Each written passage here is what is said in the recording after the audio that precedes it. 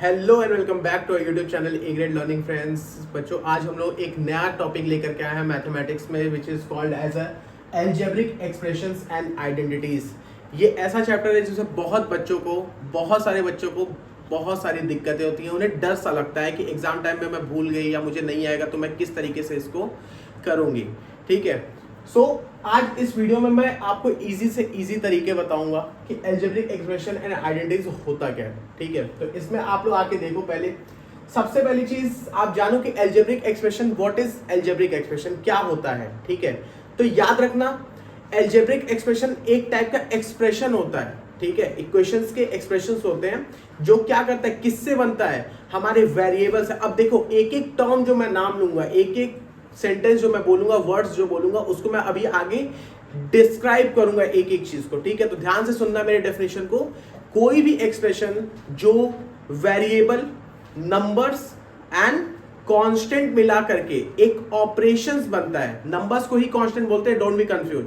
ठीक है, तो मैंने क्या बोला, वेरिएबल, कांस्टेंट और ऑपरेशन का मिक्सचर जो होता है वो हमेशा क्या कहलाता है, एक अलजेब्रिक एक्सप्रेशन कहलाता है। तो इसका एग्जांपल समझो आप लोग क्या कहते हैं। Suppose I am taking the example. Here I am writing like 7x plus 2. ठीक है, ये हमारे पास एक एग्जांपल है which is called as 7x plus 2. अब यहां पे मैं जो अभी टर्म्स आप लोगों को बोला हूं ना, किसमें, डेफिनेशन में, अलजेब्रिक एक्सप्रेशन के, that it is an type of expression which consist of numbers, variable and operations, it form a algebraic expression. तो अब यहां पे देखो क्या क्या चीजें, मैंने क्या क्या नाम लिया टर्म्स का। सबसे पहला तो टर्म जो मैं अभी बोल रहा हूं विच is called term. What is terms, पहला वर्ड बोला। दूसरा मैंने क्या बोला, एक्सप्रेशन समझ में आ गया होगा। दूसरा मैंने बोला वेरिएबल।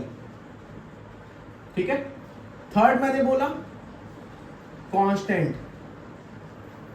ठीक है, फोर्थ मैंने क्या बताया, कोफिशिएंट।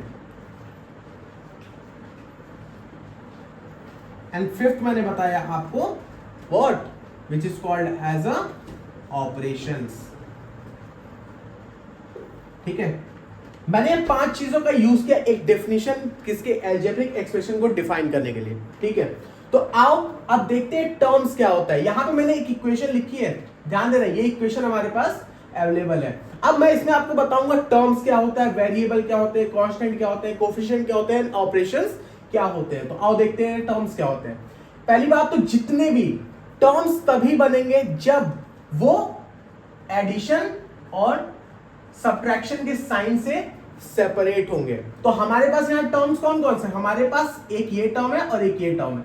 मैं यहां पे लिखता हूं, it is called a term. तो हमारे पास इस इक्वेशन में कितने टर्म हुए, हमारे पास हुए सिर्फ और सिर्फ दो टर्म। बिकॉज यहां पे एक टर्म ये हो गया और दूसरा टर्म ये हो गया। बिकॉज अब यहां पे अगर ध्यान से देखो, मैंने बोला ना प्लस और माइनस से सेपरेट होना चाहिए। अगर मल्टीप्लाई दिया हुआ है तो वो टर्म एक में इंक्लूड, उसको टर्म नहीं कहेंगे, उसको एक सिंगल वैल्यू ही हम लोग यहां पे कहेंगे। तो यहां पे ये क्या है, एक तरीके का ऑपरेशन हो गया। अब नीचे से मैं शुरुआत कर रहा हूं, देखो ये हो गया हमारा ऑपरेशन।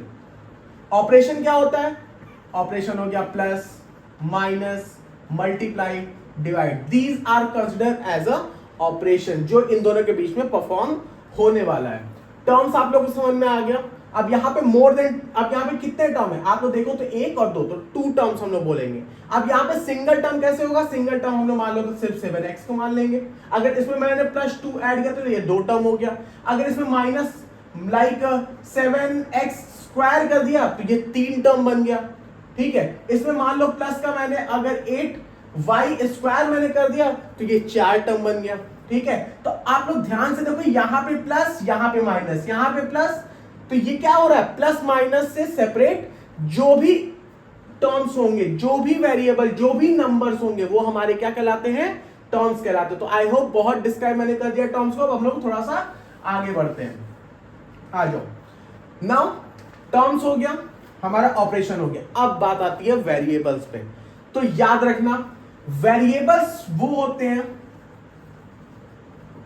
वो का मतलब क्या है, वो का मतलब है ए से लेके जेड तक जितने भी हमारे अल्फाबेट्स होते हैं वो हमारी क्या कहलाते हैं, वेरिएबल कहलाती है। ठीक है, तो आप यहां पे देख सकते हो वेरिएबल क्या है हमारे पास, सिंपल सा, हमारे पास एक x दिख रहा है तो this is a variable. Got it? ये क्या हो गया हमारे पास, वेरिएबल हो गया। ये भी समझ में आ गया। तो क्या होता है वेरिएबल, ए से लेके जेड तक के जितने भी अल्फाबेट्स मींस 26 अल्फाबेट्स होते हैं वो हमारे क्या कहलाते हैं, एक वेरिएबल कहलाते हैं। ठीक है, अब बात आती है कांस्टेंट की।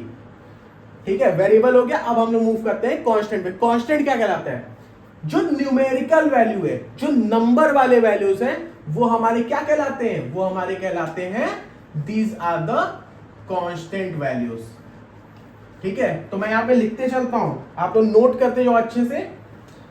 कांस्टेंट की बात करते हैं। What is constant, all the numbers. ठीक है, स्टार्टिंग फ्रॉम 1। अब ये अब पूछोगे सर नंबर्स की आप बात कर रहे हैं, तो नंबर्स में तो आपके बहुत सारे नंबर्स आते हैं, फ्रैक्शन भी तो नंबर आता है, इंटीजर्स भी तो नंबर आते हैं। तो बेटा डोंट बी कंफ्यूज, यहां पे जो नंबर्स वो फ्रैक्शन भी हो सकते हैं, आपके इंटीजर्स भी हो सकते हैं। So don't be confused here. ठीक है, सो ऑल द नंबर। ठीक है, अब 0 से स्टार्ट करोगे तो इन्फिनिटी तक जाता है नंबर। ठीक है, फ्रैक्शन में जाता है। सो हमारे सभी नंबर क्या होंगे, कांस्टेंट होंगे। सिर्फ और सिर्फ नंबर्स, उसके साथ कोई वेरिएबल नहीं होना चाहिए, मैंडेटरी है। नाउ अब आती है बात कोफिशिएंट पे।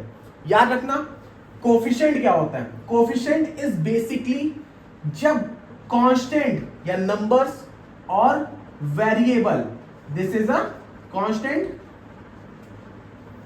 और दिस इज अ वेरिएबल। ठीक है, ये जब किसी भी वेरिएबल के, वो नंबर जो कांस्टेंट है वो किसी भी वेरिएबल के अगर आगे लगा होता है तो वो क्या कहलाता है, वो कहलाता है हमारा, this is called the coefficient. समझ में आया, आई होप समझ में आ गया होगा। This is called the coefficient. अब इसका एग्जांपल एक देखते हैं। लाइक मैंने एक बोला 8x। ठीक है, 8x, तो यहां पे एक चीज और देखो, एक और टर्म आ गया। अगर हम लोग इसकी बात कर रहे हैं, मल्टीपल में बात कर रहे हैं, ये दोनों प्रोडक्ट में है, याद रखिए ये दोनों किस में है, ये दोनों आपस में प्रोडक्ट में है। तो जब भी प्रोडक्ट में किसी भी वेरिएबल के आगे जो नंबर लिखा होगा वही हमेशा उस पर्टिकुलर वेरिएबल का कोफिशिएंट होता है, वेरिएबल का कोफिशिएंट होता है। याद रखिएगा किसका होता है, वेरिएबल का कोफिशिएंट, आगे वाला उसका नंबर होता है। तो यहां पे मेरे पास देखो 8 इज अ वेरिएबल। अब मैं आपसे क्वेश्चन पूछूं what is the coefficient of this variable x, तो मैं पूछूंगा what is the coefficient of x, so we can speak that 8 is a coefficient. ठीक है, आई होप आप लोगों को समझ में आया। 8 is the coefficient of x। अब यहां पे हम लोग एक टर्म की और बात करते हैं, थोड़ा सा मैं इसको इरेज करता हूं और समझो। अगर मैं कोफिशिएंट की बात कर रहा हूं तो यहां पे एक फैक्टर टर्म आता है। क्या आता है, एक चीज और आती है, मैं इसमें ऐड ऑन करना चाहूंगा, which is called as a factor. What is factor, factor simple सा समझो, किसी भी चीज का जो मल्टीप्लाई में है। लाइक मैंने अभी 7x लिखा था, ये दिख रहा है 7x, तो यहां पे 7x क्या है, 7x आपस में प्रोडक्ट है। ठीक है, ये है 7x आपस में एक दूसरे के प्रोडक्ट है।